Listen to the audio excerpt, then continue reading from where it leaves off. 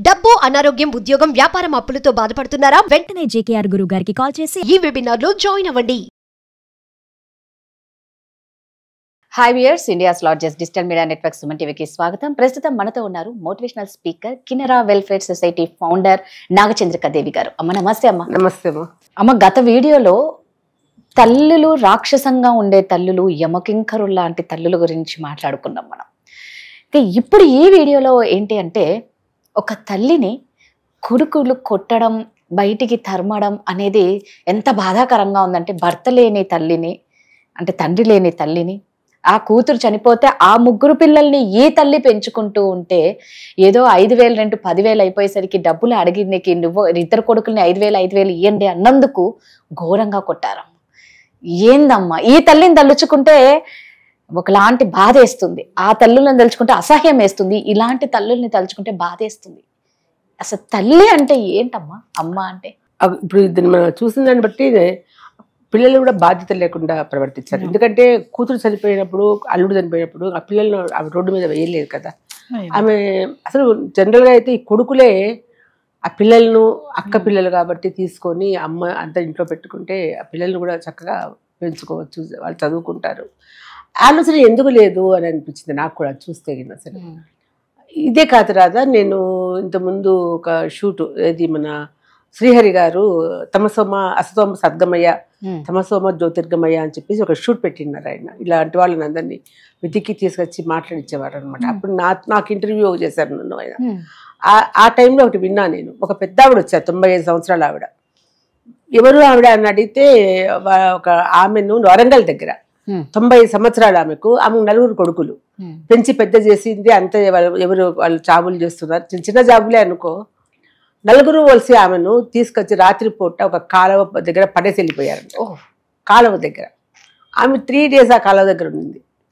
ఎవరో చూసి దాన్ని పోయే వాళ్ళు చెప్తే ఒక ఓల్డేజ్ హోమ్ వాళ్ళు వచ్చి ఆమెను తీసుకొని వెళ్ళారు. లేకపోతే ఆవిడ అక్కడ చనిపోయి ఉండేది. అసలు తల్లికి కానీ తండ్రికి కానీ ఆ వయసులో కావాల్సిన ఇంత ప్రేమ, ఇంత భోజనం తప్ప వాళ్ళు ఏమీ అడగరు. కానీ ఒక్క తల్లి 4 పిల్లల్ని పెంచింది, కానీ 4 పిల్లలు కలిసి ఒక తల్లిని పెంచలేకపోతారు. ఏంటి ఇది అసలు అర్థం కాలేదు. అంటే ఆమెకు అన్నం పెట్టడానికి బరువు పడుతున్నారా? సో ఆస్తులు, ఇప్పుడు ఎట్లయినా కూడా ఆస్తిలో తల్లికి ఒక భాగం అనేది ఉంది, తండ్రి వాళ్ళకు ఉంటుంది భాగం. తల్లిదండ్రులు చేసే తప్పు కూడా ఒకటి చెప్తున్నా నేను. పిల్లలను అతి ప్రేమ పెంచుకొని వాళ్ళ మీద ఒక భరోసా పెట్టుకుంటారు. నన్ను పెంచాలి వాళ్ళు, మమ్మల్ని కూడా మేము పెంచాం కాబట్టి వాళ్ళు మమ్మల్ని చూడాలి అని అనుకుంటారు వీళ్ళు. నన్ను అడిగితే ఈ కాలంలో వాళ్ళ భరోసాలు పెట్టుకోకూడదు. మనం కన్నాము, వాళ్ళని పెంచాము, వాళ్ళ జీవితాలు వాళ్ళు చేస్తున్నారు. కానీ ఒక్కటి, ఆస్తి మాత్రం ఏదైనా ఉంటే వీళ్ళు చనిపోయేంత వరకు ఎవరికి ఇవ్వడానికి లేదు. అది చట్టంలో కూడా ఉంది. అది చట్టం అనేది ఎవరికి తెలియడంలే. 2007లోనే వచ్చింది ఈ చట్టం అనేది. మనం అక్కడ ఆర్డీఓ వాళ్ళు, కలెక్టర్ గారు, పోలీస్ స్టేషన్ ఎక్కడ వీళ్ళు వెళ్ళి మాట్లాడితేగినా ఆయన ఖచ్చితంగా వాళ్ళు ఆ కేసు తీసుకొని వాళ్ళు వచ్చి పిల్లల్ని పిలిపించి అక్కడ ఉండే సమస్యను సాల్వ్ చేస్తారు. ఇది ఎంతమంది చేస్తున్నారు? ఎందుకంటే మేము పోలీస్ స్టేషన్కి ఎందుకు పోవాలి, పిల్లల మీద కేసు పెట్టినట్లు అవుతుంది కదా అని చెప్పి ఒక విధానంతో వాళ్ళు వెళ్ళరు. వాళ్ళు చేసే హెరాస్మెంట్ భరిస్తారు తప్ప వాళ్ళు వెళ్ళరు. ఇంకోటి కూడా, ఎప్పుడు కూడా వీళ్ళ దగ్గర ఉండేది వాళ్ళు ఎవరికి ఇవ్వకూడదు. వాళ్ళు చదివినంతరమే. రేపు హాస్పిటల్లో పడితే ఎవరు చూస్తారు? ఇప్పుడే చూడడంలో మంచినీళ్ళు ఇవ్వడంలే వాళ్ళు. అట్లాంటిది అది సెల్ఫ్, ఇది మనం పెట్టుకోవాలి. అతి ప్రేమతో ఉండేదంతా కొడుకులకి ఇచ్చేసి, భాగాలు పంచేసి, నాకు ఇచ్చేసేయాలంటే ఇచ్చేసి మనం ఎట్లా బతకాలా? ఆ తర్వాత భార్యాభర్త బట్టల మూట భుజాన్ని వేసుకొని రోడ్డు మీద పడుతున్నారు. ఆయన పోయినాక ఆమె పోతేనో ఆయన పోతేనో ఇంకొకళ్ళు మిగిలిపోతారు. ఇట్లాంటి దుస్థితి మనమే తెచ్చుకుంటున్నామని నేనంట. ఎందుకంటే ముందుగా జాగ్రత్త పడాలి మనం. చట్టాలు వచ్చినాయి, పోలీస్ స్టేషన్లకు వెళ్ళొచ్చు, మాట్లాడచ్చు. ఆ కలెక్టర్ గారు చూస్తున్నారు. చాలా కేసెస్ ఇప్పుడు అవుతున్నాయి. ఇవన్నీ కూడా ఖచ్చితంగా చేస్తున్నారు. మాకు సంబంధం లేదు అనడానికి లేదు. పోలీసు వాళ్ళు కానీ ఒక్కసారి వెళ్తే ఆ కేసు తీసుకుంటారు వాళ్ళు. వీళ్ళు ఏంటంటే వెళ్ళి పిల్లల మీద కేసు పెట్టడానికి ఇష్టపడరు. పోలీస్ స్టేషన్కి వెళ్ళాలా అని అంటారు అని చెప్పే ఉద్దేశంతో ఇలా ఆ బాధ పడతారు, రోడ్డు మీద పడతారు. తర్వాత ఇట్లా మీడియా వస్తుంది, ఇవన్నీ జరిగేటివే కదా. ఇప్పుడు నేను చెప్పేది మీకు తెలియకపోవచ్చు. అంటే ఇట్లా కలెక్టర్ గారి దగ్గరికి వెళ్ళొచ్చు, పిటిషన్ పెట్టచ్చు, ఆర్డీఓ గారు వచ్చి చేసేస్తారు, పోలీస్ స్టేషన్కి వస్తారు. ఇవన్నీ ఎంతమందికి తెలుసు? ఈ ప్రభుత్వం కూడా ఇట్లాంటివన్నీ ప్రజలకు తెలియచెప్పాలి. ఇప్పుడు చదువుకున్న వాళ్ళు ఏదో పేపర్లో చూసి తెలుసుకుంటారు. ఎక్కువ మనం అనుకుంటాం, కానీ పల్లెటూళ్ళలో జరుగుతున్నాయి ఇట్లాంటివన్నీ కూడా. వాళ్ళకు ఏం తెలియదు కదా, వాళ్ళకి చదువు రాదు, ఏం తెలియదు. మనకు అసలు నేను అనుకున్నా పల్లెటూరులో కుటుంబాలలో చాలా బాగా చూస్తారు తల్లిదండ్రులు. ఏమీ లేదు. నాకు తెలిసిన పల్లెటూరులో ఒక పల్లెటూరులో ఆ తండ్రి ఎంతో 8 ఎకరాలు సంపాదిస్తున్నాడు. కనీసం ఒక చిన్న గోసి పట్టుకొని చిన్న అది ఖద్దరిది ఏదో షర్ట్ వేసుకొని ఎప్పుడు చూసినా చిన్న గుడిసెలో కింద కూర్చొని ఉంటాడు. ఆ పొలాలు అవి చూసుకుంటాడు. ఆ తల్లి అయితే పొద్దున్న పొలంలోకి దిగిందంటే రాత్రి వరకు అక్కడ చేస్తూనే ఉంటుంది ఆమె.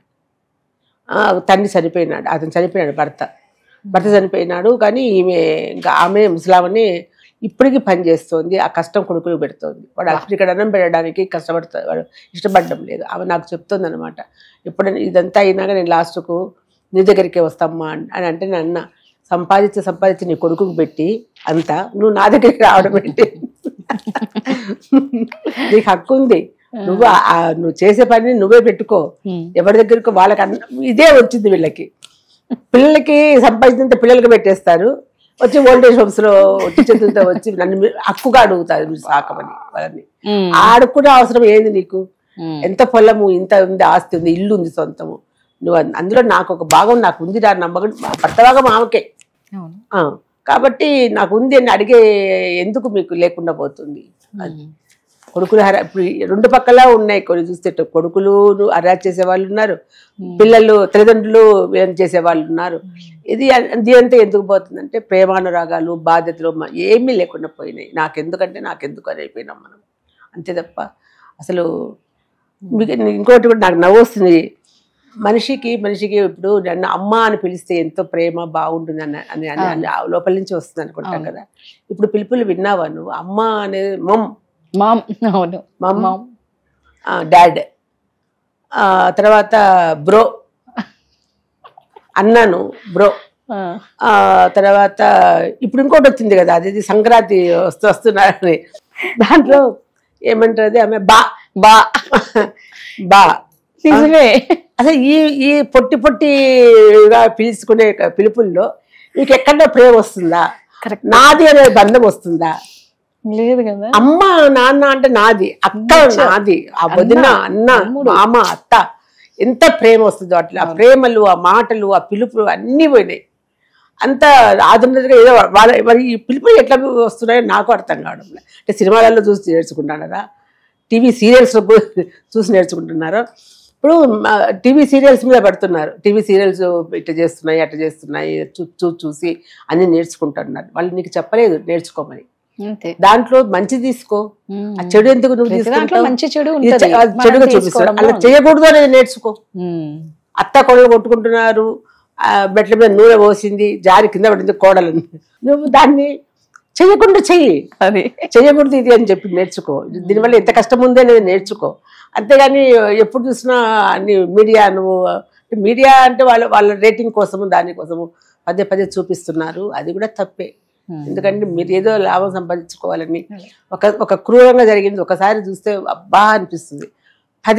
పదే చూస్తా ఉంటే దాన్ని ఎట్ట చంపినారు, ఎట్ట రేపు చేసినారు, ప్రతిదీ చూపిస్తా ఉంటే అది క్రూరత్వం వీడికి కూడా వచ్చేస్తుంది. ఏదో బాగుంది అనుకుంటాడు.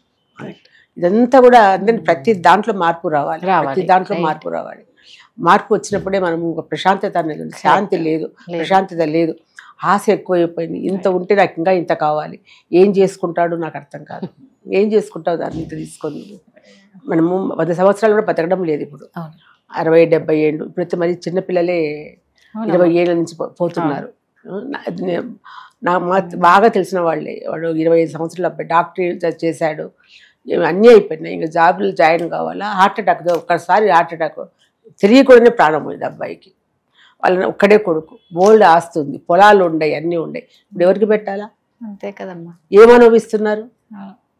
ఎందుకు రాదు ఇవన్నీ కూడా? ఉన్నంత వరకు మనం ప్రేమగా ఉందాం, హ్యాపీగా ఉందాం, బంధాలను దగ్గర తీసుకున్నాం, అమ్మను దగ్గర తీసుకుందాం, నా కొడుకుల దగ్గర తీసుకుని ఒక ఫ్యామిలీ మంచిగా ఉంటే ఎంత ఆనందం ఉంటుంది. అది నువ్వు ఒక్కదాని ఉంటే ఎలా ఉంటుంది? అలా ఎందుకు ఆలోచించలేకపోతున్నారు? ఇప్పుడు చూడండి, పెళ్ళైనా కూడా సంవత్సరం వరకు వారు కలిసి ఉంటారని కూడా నమ్మకం లేదు. సంవత్సరం అయిపోతే డైవర్స్. పిల్లలు లేకపోతే పర్వాలేదు, పిల్లలు మధ్యలో బలైపోతున్నారు. అన్ని బంధాలు ఎన్ని కూడా ఫ్యామిలీ ఇది లేకపోయినప్పుడే అర్థం తెలియదు, ఆ ప్రేమలు తెలవదు, అర్హత ఏమీ లేదు, బాంధవ్యాలు తెలవవు, అన్నీ కోల్పోతున్నాం అన్నమాట. అది ఇప్పుడు వచ్చిన బాధ. థ్యాంక్ యూ అమ్మా.